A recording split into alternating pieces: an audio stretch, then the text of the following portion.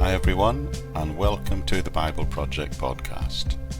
And we reach today Genesis chapter 5, and I've called today's message, The Great Patriarchs.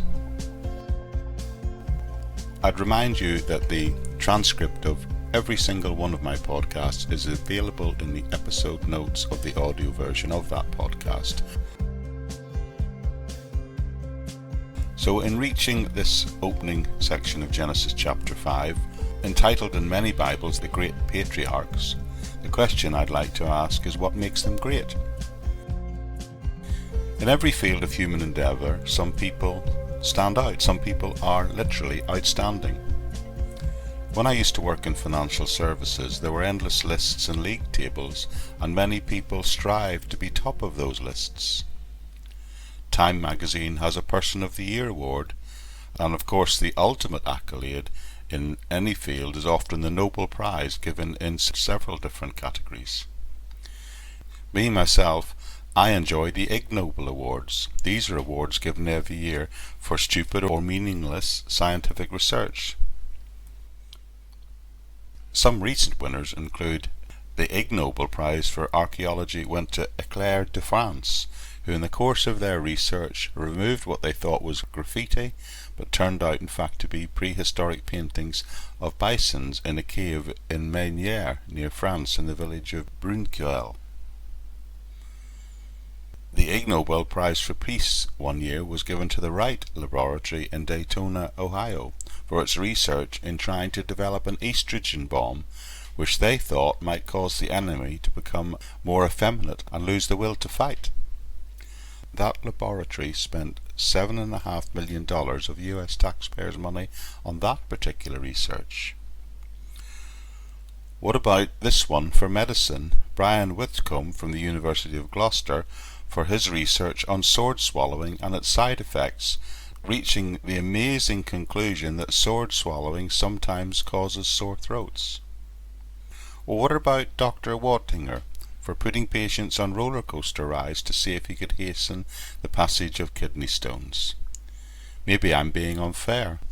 Maybe it did help some people. But one of my favourite Ig Nobel Awards went to someone called James Heathcote, whose medical research created a paper which was entitled "Why Do Old Men Have Big Ears?" Now be honest, wouldn't you like to know, if you're a man, if your ears are really going to get bigger over time? But regardless, in just about any field of endeavour there are always outstanding individuals. My question is, are there outstanding individuals spiritually? And if so, who are they? And what can we learn from them? And what does one have to do to become a great spiritual man or woman? In our series on the book of Genesis, we've come to a chapter that tells us especially about one outstanding individual and what he was like. Now, the one outstanding individual is best seen against the backdrop of a whole list of ancestors. Now, reading through this chapter can feel a bit like reading through an obituary column in a newspaper, but I believe all scriptures are given by inspiration of the Holy Spirit, and all scriptures are God-breathed and are profitable and were inspired and placed deliberately by the Spirit of God into the Genesis narrative. Now, I'm not going to read the whole passage to you, but I do need to point out some relevant parts, and I will be bobbing in over the next few days and looking at individual verses in some details. But if you'd like the entire text of the patriarchal list, it's available in the episode notes. But in this episode we're just going to look at the opening 3 verses, Genesis chapter 5 verses 1 to 3, which says this: "This is the written account of the family line of Adam. When God created mankind, he made them in the image and likeness of God. He created them male and female and blessed them. And he named them mankind when they were created. And when Adam had lived 130 years, he had a son in his own likeness, in his own image, and named him Seth." So the subject of this genealogy is going to be the family line of Adam through Seth. Remember, in the last few podcasts we saw and heard and discussed about Cain killing Abel, And I said at that point, at the end of chapter 4, that Adam and Eve had had another son called Seth. So in chapter 4 we heard about the line of Cain and what they got up to, and now in chapter 5 we're going to be given the line of Seth. So not Cain, not Abel, but Seth is the focus now. And this is the structure of this pattern.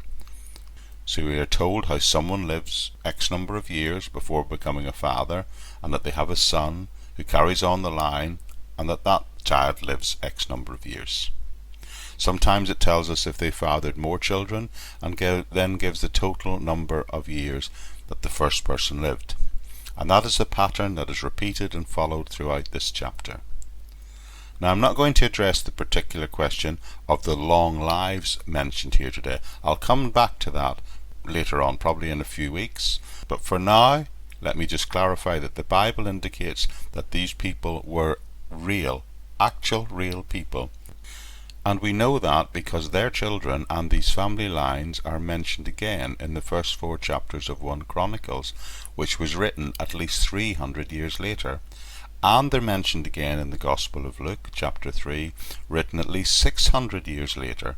So these are definitely real historical people.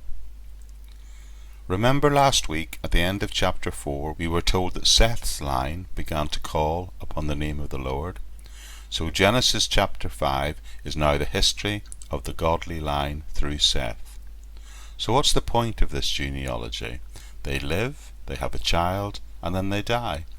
What's the point of telling us that? Well, I hope we can find out why these people are referred to as the Great Patriarchs and what makes them great, spiritually great, together in the next few episodes.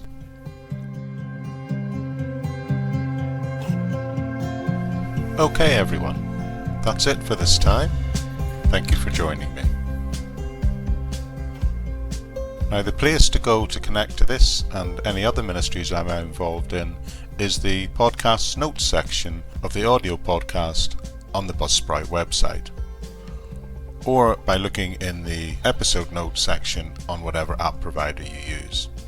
Within that you'll not only find the transcript of each talk, but you'll also find links to all the ministries and the way to connect with us, including the Facebook page, my YouTube channel, and links both to this, the daily podcast, and the Living in Faith Everyday podcast, which is a weekly roundup of all the various Bible study and talks that I'm doing over the period of the preceding week. You'll also find links there to my SoundCloud and my Bandcamp page, where I create the background music and the sound design of these podcasts. But with that, all I'd like to say is thank you for joining me, and I hope to join with you again very soon.